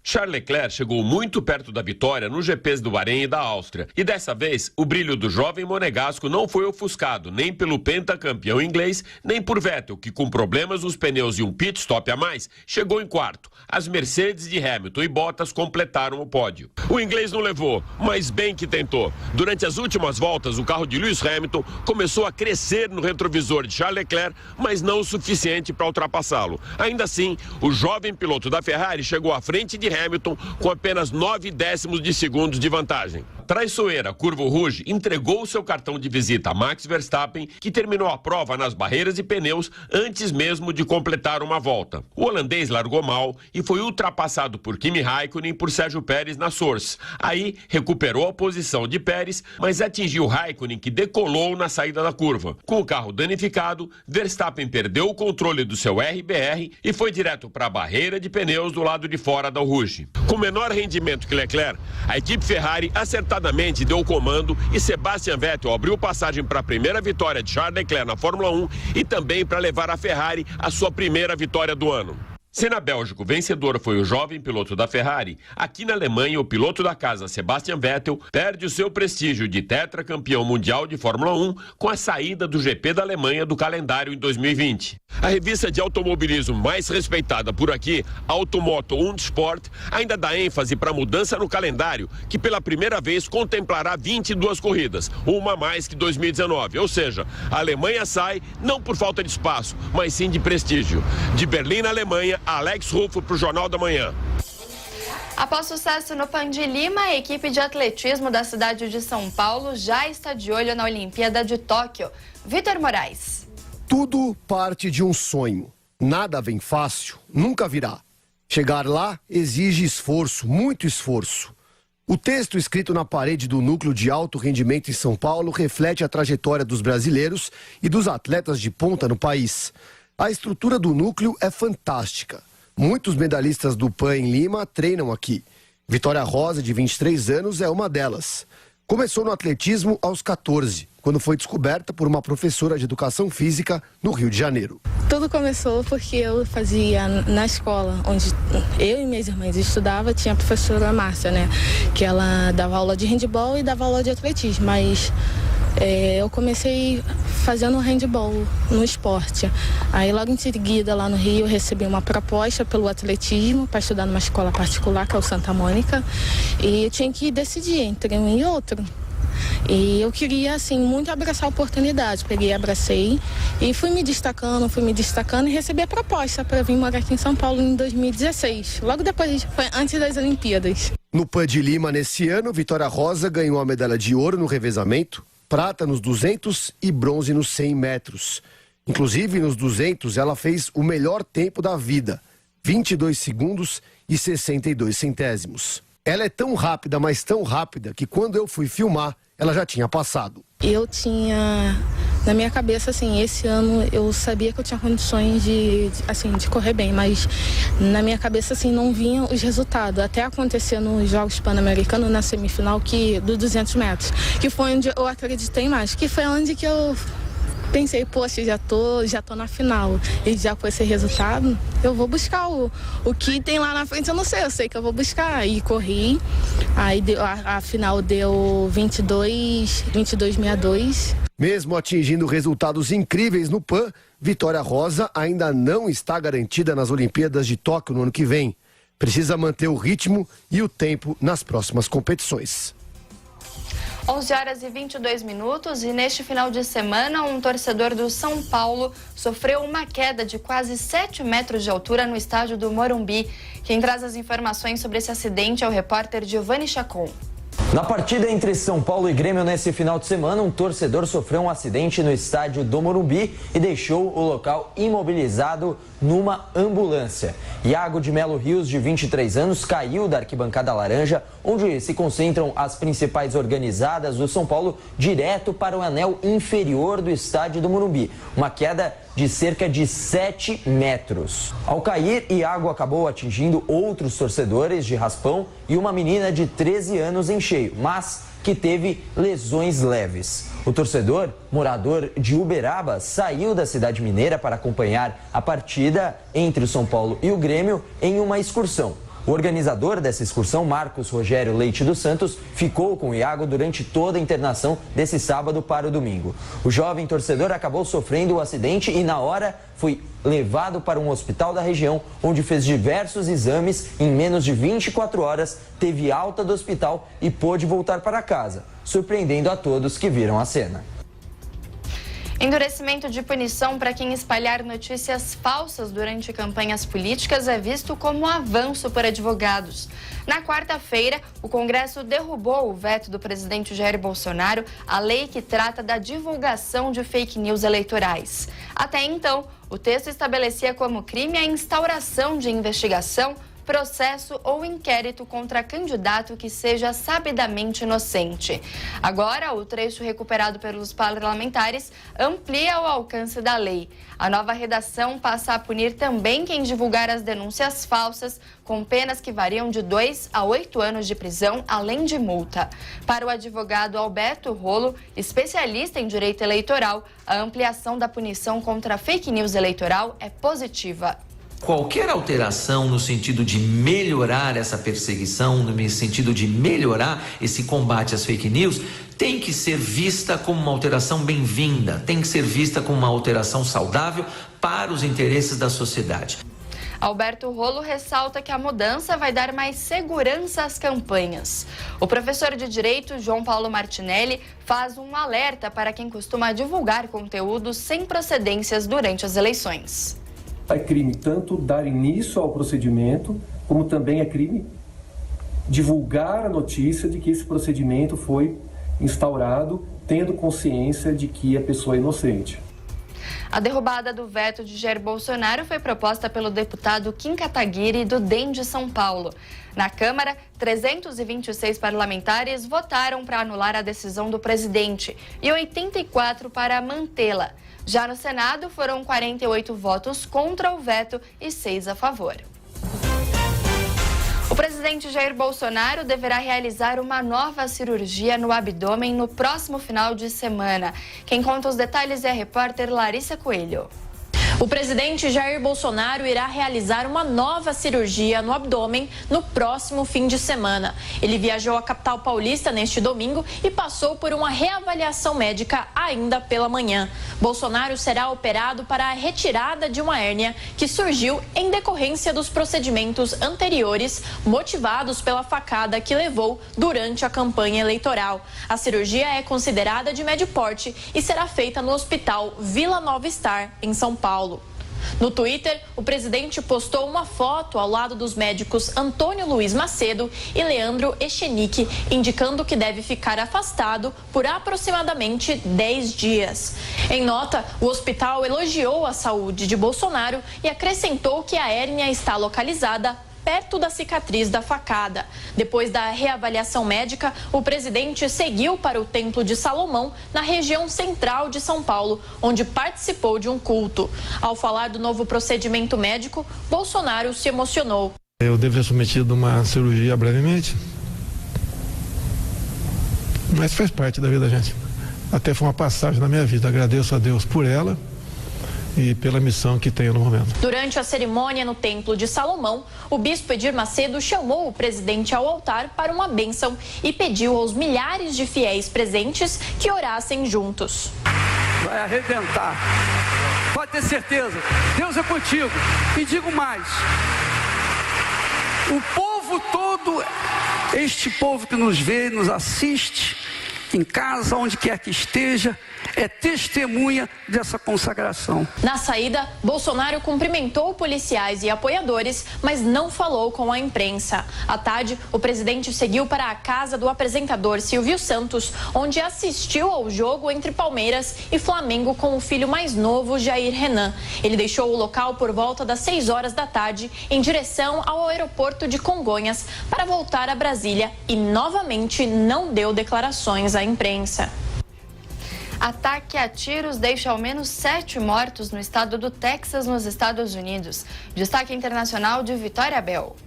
Subiu para 7 o número de mortos após um ataque a tiros no estado do Texas, nos Estados Unidos. Cerca de 20 pessoas foram baleadas nas cidades de Midland e Odessa neste sábado. A polícia havia confirmado logo após o ataque 5 mortos e 21 feridos, mas outras 2 pessoas morreram após serem atendidas em hospitais da região.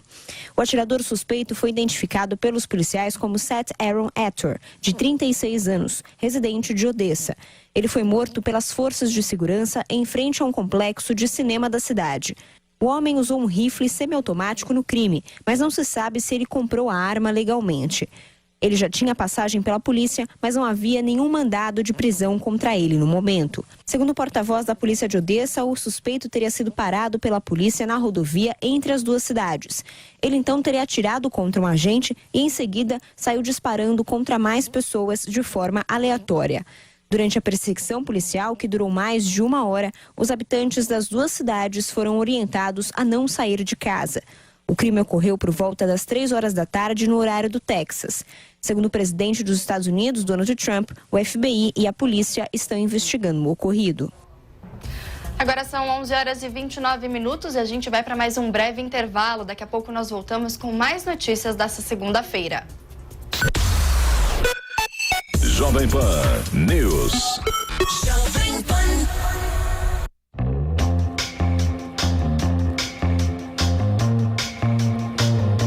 Sabia que você pode ter toda a programação da Jovem Pan a hora que quiser, com um só toque?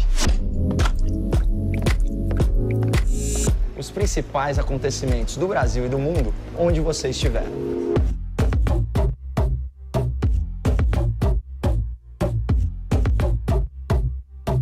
Uma programação repleta de notícias, esportes e muita opinião. Além, é claro, de todo o entretenimento da Jovem Pan.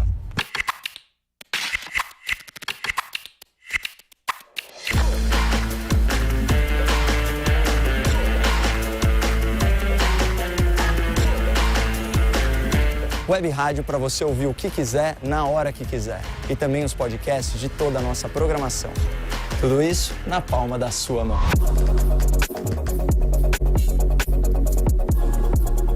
Programação 24 horas por dia, para que você tenha informação de qualidade em todo lugar.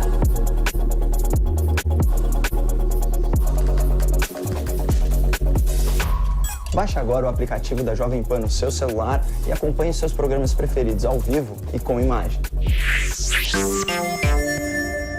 De segunda a sexta, meio-dia, horário de Brasília, tem o Pânico. Aqui temos brigas. Quando for pedir a opinião de alguém, calem a boca, fechem o bico. Entrevistas exclusivas. Quanto que ganha um profissional nessa área da jogatina lícita, né, que é o game? Convidadas maravilhosas. Aqui está ela, conhecida nacionalmente, uma das mulheres mais maravilhosas desse país, a Pra Frentex, Cleo. E tudo isso no comando do Emílio Surita. Por favor, Emílio.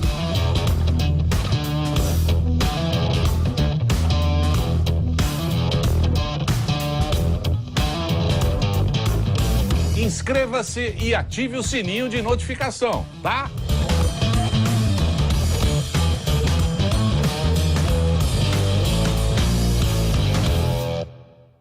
No Esporte em Discussão, você encontra o melhor time de comentaristas.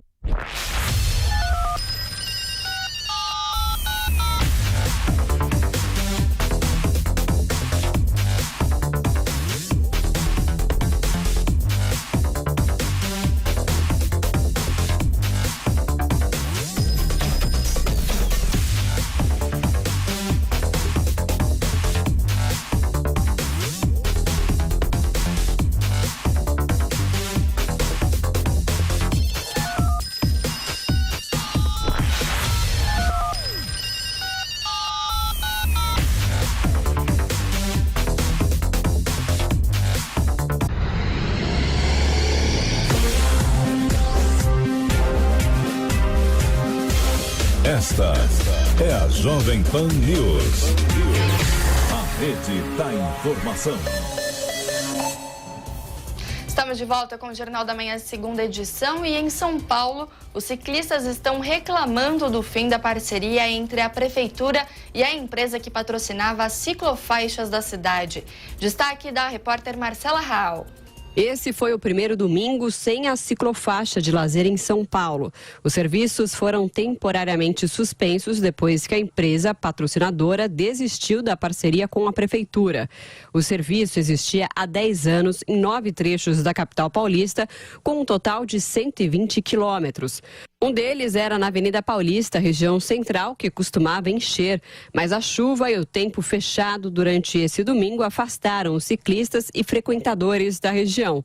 Mesmo assim, a estudante Sofia lamentou a suspensão das ciclofaixas de lazer. Fico triste, porque praticamente todo domingo eu costumava andar. A patrocinadora que operava a ciclofaixa encerrou sua operação no último dia 25 de agosto. A empresa é responsável por montar toda a sinalização e fornecer pontos de apoio para garantir a segurança da ciclofaixa de lazer. Em troca, pode espalhar painéis publicitários e ações comerciais no trecho operado. Segundo o secretário municipal de Transportes e Mobilidade, Edson Caran, apenas uma empresa interessada se manifestou pela parceria, mas pediu um prazo de 90 dias para começar.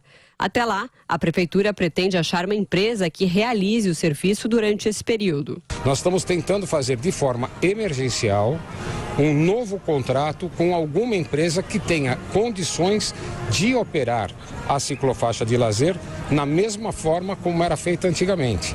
O que acontece? A empresa que apresentou proposta para esse fim de semana, ela não estava qualificada porque sequer ela tinha funcionários contratados no quadro dela.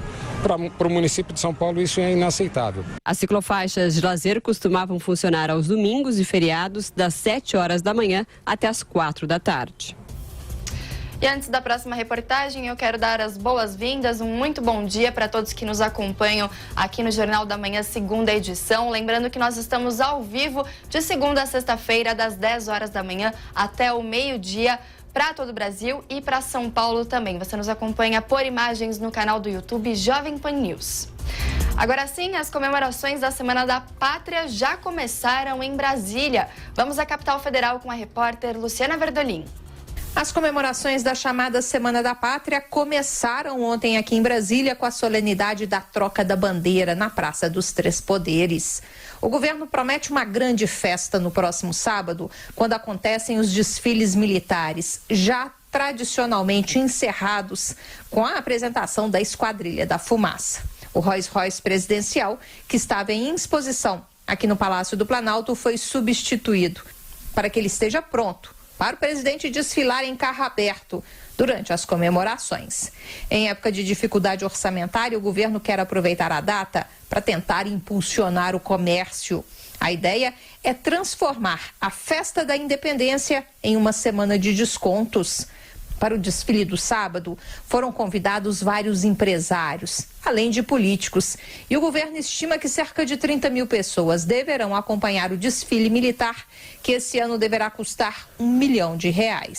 O presidente Jair Bolsonaro fala em fazer o maior 7 de setembro da história.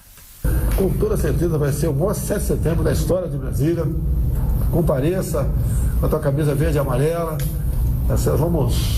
Vamos saudar a nossa liberdade, a nossa democracia, a conquistada há muito tempo, com muito suor, sacrifício. O governo planeja de 6 a 15, agora de setembro, a primeira semana do Brasil.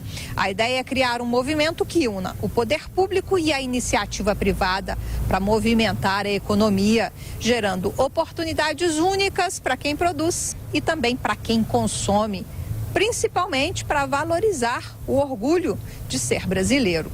O governo está desde agosto cadastrando empresas que terão acesso ao selo da campanha. A ideia é comemorar não apenas o Dia da Independência, no próximo dia 7, mas também a Semana do Brasil. De Brasília, Luciana Verdolim. Novo arrastão em escola municipal faz a sensação de insegurança piorar na zona sul de São Paulo. Marcela Lorenzeto. Professores pensam em mudar de escola por medo após série de assaltos na zona sul de São Paulo. Moradores do bairro Jardim Maria Sampaio reclamam da falta de segurança à noite na escola municipal Fagundes Varela. No último dia 28, um arrastão no estacionamento da instituição de ensino fez a sensação de insegurança piorar. Câmeras do circuito interno flagraram a ação de 3 assaltantes. Nas imagens, é possível ver os criminosos se aproximando. Eles abordam os funcionários e pedem para descerem dos carros e fugirem. 2 deles estavam armados e levaram joias, documentos e celulares. Uma professora, vítima do assalto, que não quis se identificar, conta como a ação ocorreu. Nisso veio um outro professor atrás, que também já estava no carro bicando, e ele desce do carro, pediu para o professor descer do carro.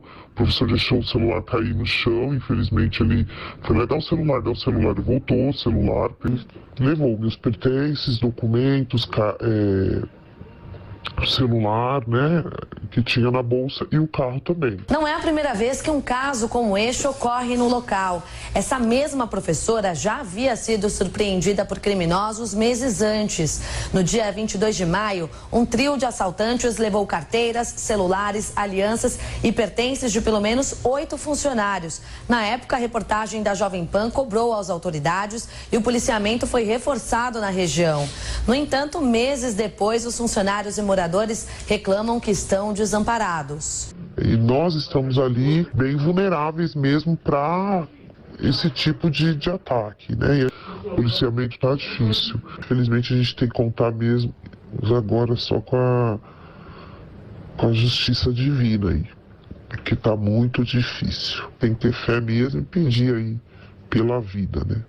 Não, nem mais a gente pede lá pelos objetos aí, pede pela vida. De acordo com funcionários, a direção da escola já havia solicitado reforço no policiamento à noite por notar uma movimentação estranha nos últimos dias.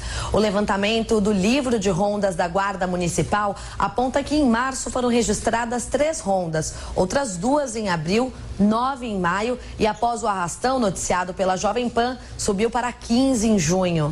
Em julho, período de recesso escolar, o número de rondas caiu para 5 e em agosto foram registradas apenas 6. A Secretaria Municipal de Segurança Urbana não respondeu os questionamentos da reportagem sobre o porquê da diminuição de rondas no período. Em nota, informou apenas que a Guarda Civil Metropolitana atua com policiamento fixo e rondas nas unidades escolares do município, que são revistas de acordo com as solicitações da direção das escolas. Neste ano, o órgão afirma que já foram realizadas mais de 78 mil rondas entre janeiro e julho. Já a Secretaria de Segurança Pública do Estado negou que o policiamento ostensivo e preventivo na região tenha sido reduzido. Em nota, informou que no dia do crime, PMs que estavam nas proximidades localizaram o carro roubado de uma das professoras. Os policiais encaminharam 2 homens para prestar depoimento na delegacia, mas os suspeitos não foram reconhecidos pelas vítimas. As micro e pequenas empresas impulsionam a geração de empregos no Brasil. Marcelo Matos. Micro e pequenas empresas geram o crescimento do emprego no Brasil. A taxa de desemprego recuou para 11,8% no segundo trimestre, de acordo com a PNAD do IBGE. Um índice inferior aos 12,5% registrados no trimestre anterior. O assessor especial do Ministério da Economia, Guilherme Afife Domingos, avalia que as 600 mil vagas criadas no Brasil não estão nas grandes empresas. Hoje a criação é de pessoas e a explosão da criatividade nesse mundo digital é de micro-unidades. Exatamente, que é o cidadão e a sua inteligência com liberdade para poder produzir. Isso está gerando uma revolução nas formas de contratação de trabalho. Portanto, não se fala mais do emprego tradicional, se fala do trabalho em suas mais variadas formas que o mundo da tecnologia digital está proporcionando. A FIFE ressalta que o mundo moderno caminha para o meio microempreendedor individual, numa geração que já não aceita mais a condição de subordinação do trabalho formal e prefere empreender. O corpo do ex-governador de São Paulo, Alberto Goldman, está sendo velado na Assembleia Legislativa.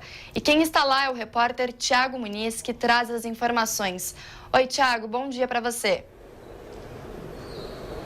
Bom dia, Nicole. Bom dia a todos. Eu falo do hall monumental da Assembleia Legislativa do Estado de São Paulo, onde está sendo velado o corpo do ex-governador Alberto Goldman desde o começo da manhã de hoje. A cerimônia acontece aqui no Palácio 9 de Julho e é aberta ao público e também é esperada a presença de autoridades, como tem acontecido. Temos aqui já a passagem do ex-presidente da República, Fernando Henrique Cardoso, do ex-governador de São Paulo, Geraldo Alckmin, e também de integrantes da Câmara Federal, como o deputado Samuel Moreira, que agora há pouco foi o relator da reforma da Previdência, e outros nomes ligados não só ao PSDB, que foi o partido onde Goldman terminou a carreira política, mas também de outras siglas ao longo do tempo.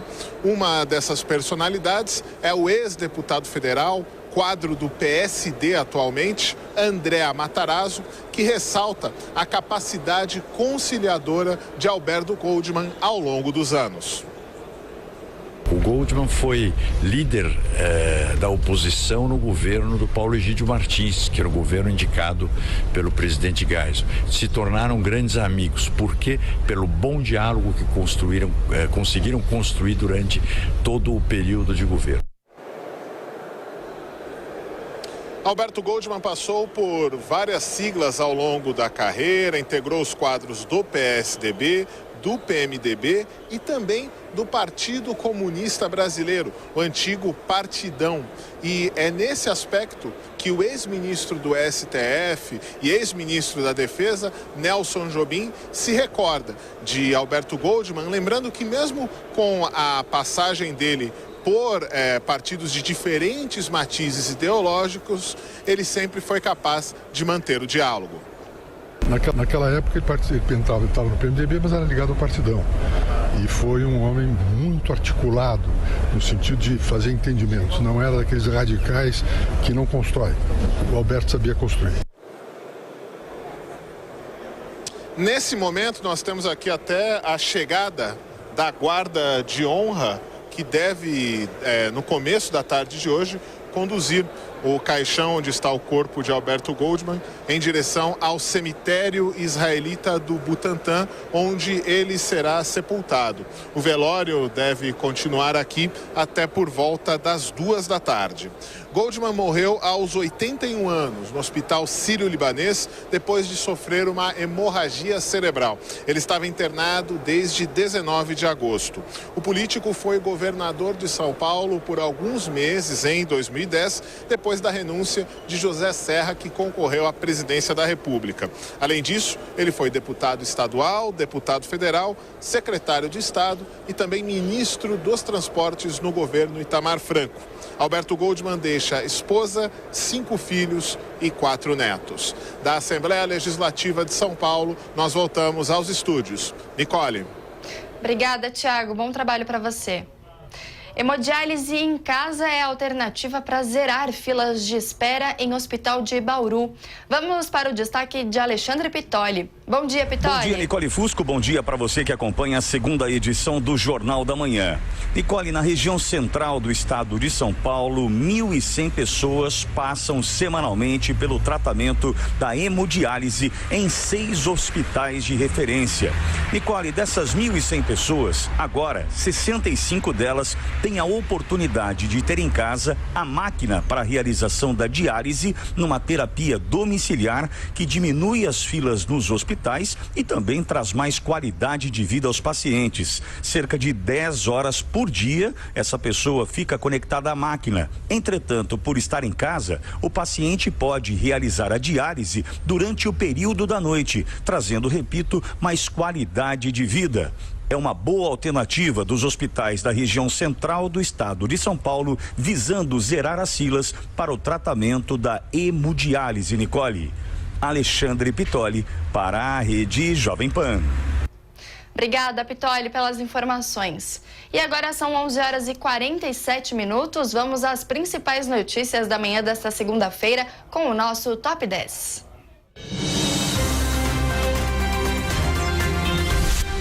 Pesquisa Datafolha. Levantamento aponta que reprovação ao governo Bolsonaro cresceu de 30% para 38%. FGTS. Levantamento revela que apenas 45% dos brasileiros pretendem fazer o saque de R$ 500, que será liberado no dia 13 de setembro. Ensino superior. Câmara dos Deputados quer repassar 250 milhões de reais do fundo da Petrobras para o CNPq. Futuro da Amazônia. Governo brasileiro participa nesta semana de reunião da FAO sobre florestas na América Latina. Fim dos vistos americanos. Telegrama revela a satisfação da Casa Branca com medidas do governo Bolsonaro. Focos de queimadas. Pesquisa do INPE revela aumento de 128% de queimadas na Amazônia no mês de agosto. Reconstrução de acervo. Incêndio que destruiu o Museu Nacional no Rio de Janeiro completa 1 ano. Monitor da violência. Cai 22% o total de assassinatos no Brasil no primeiro semestre. Dorian. Após atingir Bahamas, furacão segue em direção à costa dos Estados Unidos. Seleção brasileira. Jogadores começam a se apresentar em Miami, nos Estados Unidos, para amistosos contra Colômbia e Peru. Receita Federal e Prefeitura fazem operação em Shopping Popular de São Paulo contra produtos falsificados. E quem está acompanhando essa operação é o repórter Vitor Moraes. Oi, Vitor, bom dia para você.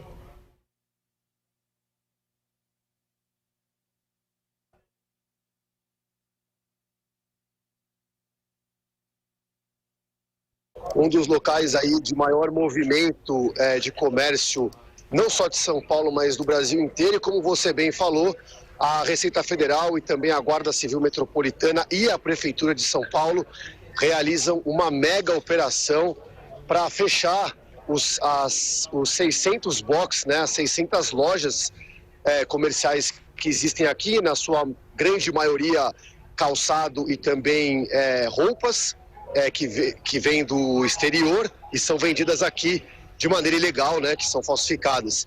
Eu conversei com um dos agentes da Receita Federal, o Alan Towers, e ele me disse o seguinte, Nicole: a apreensão da Receita Federal no valor das mercadorias passa dos 500 milhões de reais. Vamos ouvi-lo. Bem, essa ação foi programada em cima da inteligência que a gente tem. Na verdade, isso aqui é um mercado notório, todos sabem do tipo de mercadoria que é vendida aqui, mas a maioria é vestuário e calçado, contrafeito, né, com violação de direito de marca e importado, vindo do exterior. Aí, em cima disso, a Receita Federal programou essa ação, que em cima dos 600 boxes que tem aqui, a gente espera tirar 500 milhões em valor de mercadoria daqui e em 3 semanas.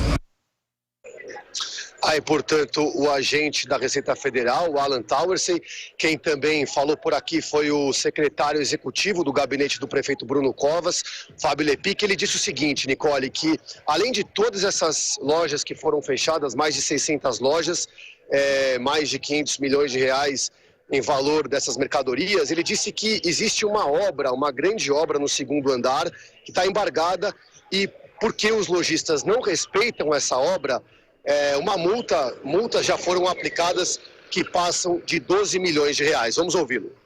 Cada um com o seu cada qual, né? A prefeitura cumpre a sua missão dentro desse espectro de forças que estão hoje unidas para poder fazer o combate à pirataria. A Receita tem as suas obrigações, a prefeitura tem as suas obrigações, o DEIC tem essas obrigações, e essas operações têm sido feitas de maneira bastante rotineira na cidade. Pra você ter uma ideia, só neste ano nós fizemos 33 operações dessas, que apreenderam cerca de 1.700 toneladas de produtos. É certamente a maior apreensão da história aqui em São Paulo.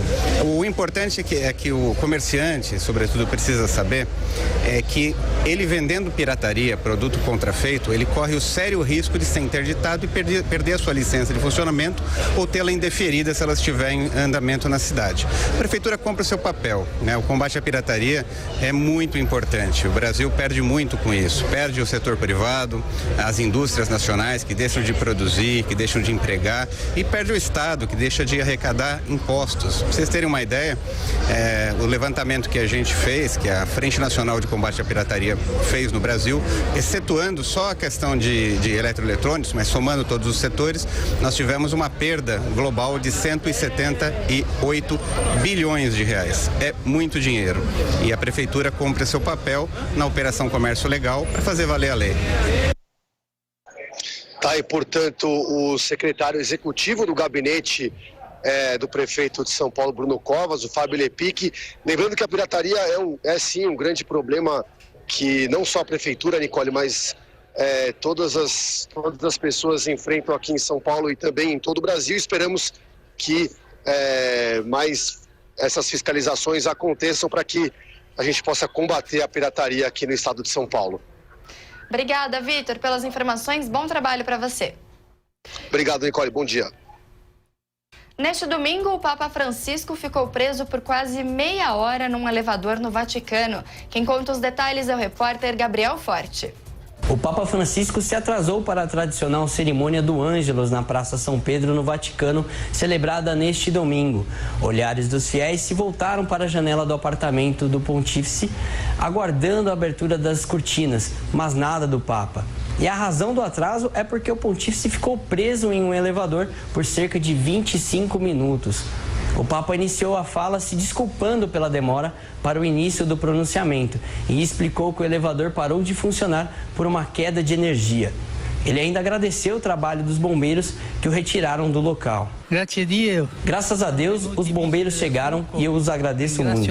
Depois de 25 minutos de trabalho, eles conseguiram fazer com que o elevador voltasse a funcionar.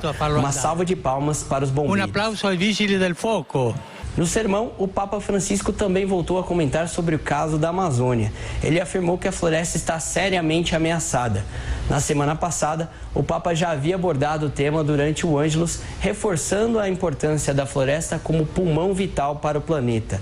Francisco fará neste mês uma conferência mundial com bispos para tratar do tema. O evento acontece entre os dias 6 e 26 de outubro no Vaticano.